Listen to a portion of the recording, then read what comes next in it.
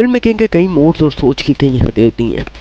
अब कुछ लोगों को हॉरर फिल्में देखना पसंद होती हैं तो कुछ को स्लैशर्स और कुछ लोगों को पसंद होता है और ऐसी फिल्मों को फिल्म मेकिंग की लैंग्वेज में कहा जाता है थ्रिलर। तो आज के काउंटडाउन के अंदर हम आपके लिए लेके आए हैं टॉप 10 बेस्ट थ्रिलर मूवीज जो कि आपको ज़रूर एंटरटेन करेंगी। तो आप अपना काउंटडाउन शुरू करते हैं इस उम्मीद के साथ कि मेरी और आपकी सोच कहीं ना कहीं तो मिलती होगी। तो नंबर 10 में है पैसेंजर। इस फिल्म के दो मेन कैरेक्टर्स हैं, बेंसन और ब्रैडली, जो कि एक फास्ट फूड फ्रेंचाइज के अंदर काम करते हैं।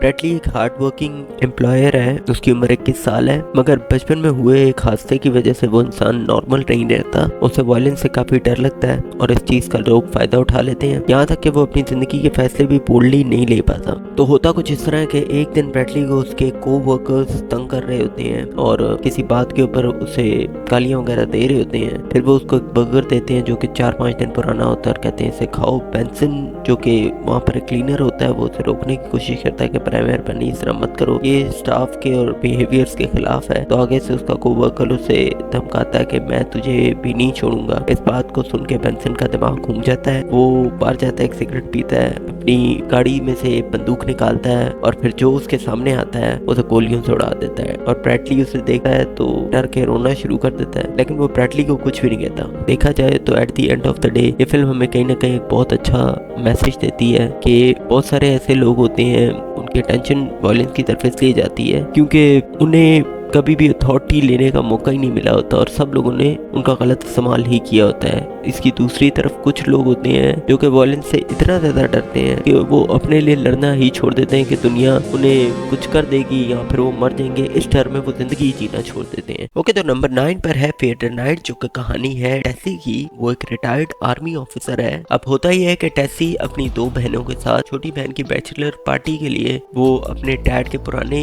फार्म हाउस के अंदर जाती है अपनी 7 दोस्तों के साथ। और जब वो सारे पार्टी कर रहे होते हैं इस दौरान टेसी बाहर बैठी होती है क्योंकि बहुत सारे लोगों से उसकी बनती नहीं है, स्पेशली उसकी बड़ी बहन से। और उसकी छोटी बहन उससे बात कर ही रही होती है कि अचानक उसके ऊपर तीरों से हमला होना शुरू हो जाता है और ये देखकर वो सब बहुत ज़्यादा डर जाते हैं क्योंकि उस वक्त घर के अंदर कोई भी बंदा मौजूद नहीं होता, 7 लड़कियां मौजूद होती हैं और ये क्योंकि एक आर्मी ऑफिसर होती है इसे इस तरह की सिचुएशंस को मैनेज करना आती है। तो ये प्लान बनाती है और अपनी दोस्तों के साथ मिलकर अपने अटैकर्स के ऊपर हमला करने की कोशिश करती है। अब क्या ये उन सबको बचा सकती है या नहीं, यही इस फिल्म का स्क्रिप्ट है। ओके, तो नंबर 8 पर है द मदर, जो कि एक FBI ऑफिसर की कहानी है जो कि क्यूबा के काम डीलर हेक्टर के गैंग के अंदर एज एन इन्फॉर्मर काम कर रही होती है और उसके खिलाफ सबूत इकट्ठे कर रही होती है।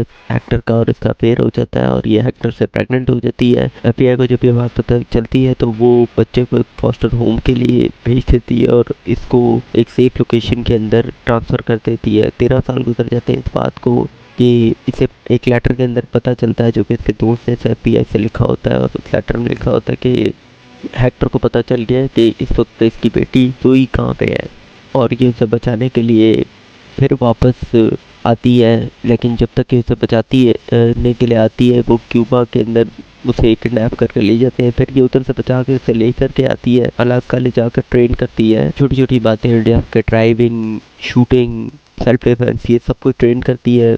इस तरह से ट्रेन करती है इसको जैसे इसे ट्रेन किया गया था। और ये फिल्म एक बहुत ही अच्छी फिल्म है।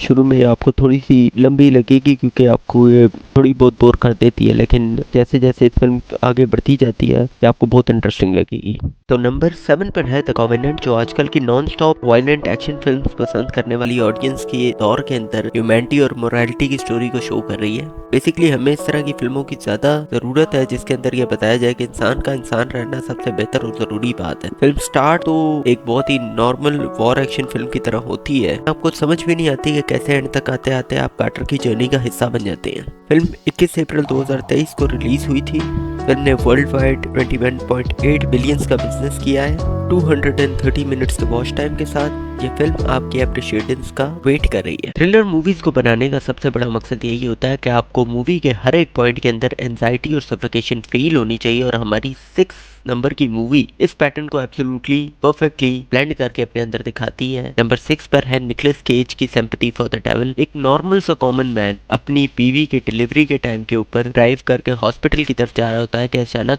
एक साइकोपैथ आकर इसे हॉस्टेज बना लेता है और उसके बाद फिर इसे ये एक ऐसे सफर के ऊपर लेके जाता है जहाँ पर बार बार इसे अपनी जान बचाना पड़ती है और क्या ये इंसान इससे अपनी जान बचा पाता है या नहीं, ये इस फिल्म की स्क्रिप्ट है। तो इस फिल्म को देखकर आप जरूर बताइएगा कि आपको कैसी लगी। तो नंबर 5 पर एक ऐसी मूवी जिसकी सिनेमेटोग्राफी और वीएफएक्स आपको इस फिल्म के खत्म होने के बाद भी काफी दिन तक याद आते रहेंगे। रॉबर्ट रॉड्रिगेज की कमाल डायरेक्शन के साथ द हिप्नोटिस्ट। फिल्म की कहानी कुछ यूं है, एक ऐसा क्रिमिनल है जो कि किसी भी चीज के साथ इंसान को हिप्नोटाइज कर सकता है, चाहे वो लाइटर हो, उसकी आंखों का एक्सप्रेशन हो, घड़ी हो, लेकिन इसका मुकाबला एक ऐसे पुलिस वाले से है जिसके ऊपर किसी भी हिप्नोटिस्ट का असर नहीं होता क्योंकि वो मेंटली तौर पे काफी डिस्टर्ब होता है और किसी चीज के ऊपर बराबर फोकस नहीं करता। तो क्या ये इस क्रिमिनल को रोक पाता है या नहीं, इसके ऊपर ये फिल्म बनी है और ये फिल्म आपको बिल्कुल एक रोलर कोस्टर राइड की तरह लगेगी। इसके एक्शन सीन बिल्कुल एक ख्वाब की तरह बनाए गए हैं, इसे देखते ही आप इसके अंदर खो जाएं। नंबर 6 पर है 65 जो कि एक साईफाई थ्रिलर मूवी है। फिल्म की कहानी कुछ यूं है कि एक प्लेनेट जिसका नाम है एक्सो, जहाँ पर बिल्कुल इंसानों जैसे लोग रहते हैं लेकिन वो उनसे बहुत ज्यादा एडवांस होते हैं। वहाँ की एक ऑर्गेनाइजेशन स्पेस मिशन के लिए निकलती है और लाइफ और स्पीशीज को ढूंढने के लिए। इस मिशन के दौरान जब वो स्पेसशिप के अंदर जा रहे होते हैं तो उनकी स्पेसशिप एक एस्ट्रॉइड से टकरा कर